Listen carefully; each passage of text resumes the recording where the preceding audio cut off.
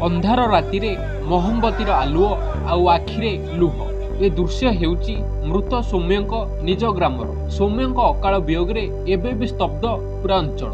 परिवार को हराइथिबा पुओ को न्याय दबा पई एबे एकाठी होइछंती हजार हजार लोके। गतकाली संध्यारे सौम्यंक निज ग्रामरे एक विशाल कैंडल शोभायात्रा अनुष्ठित हो जाइछि, जेउठी केवल न्यायर नारा सुनिबाकू मिलितला।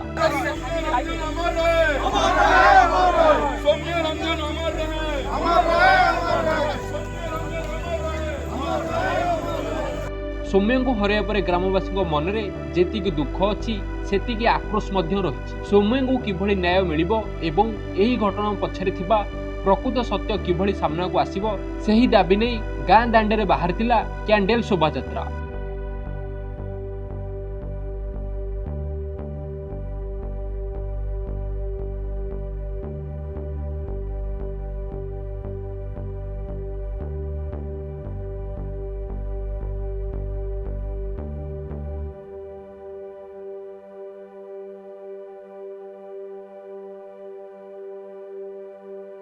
ଏହି ଶୋଭାଯାତ୍ରାରେ ଗ୍ରାମର ଶହ ଶହ ପୁରୁଷ, ମହିଳା ଏବଂ ଯୁବକ ସାମିଲ ହୋଇଥିଲେ। ହାତରେ ମହମବତୀ ଧରି ନିରବ ପ୍ରାର୍ଥନା କରିବା ସହ ସୌମ୍ୟଙ୍କୁ ନ୍ୟାୟ ଦିଅ ଓ ନାରାରେ ପୁରା ଗାଁ ପ୍ରକୋପିତ ହୋଇଥିଲା।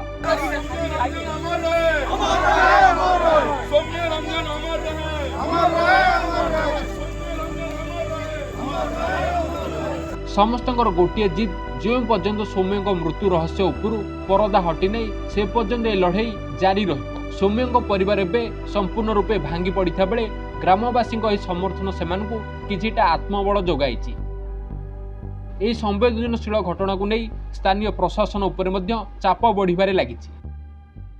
Bureau report, Dumani TV.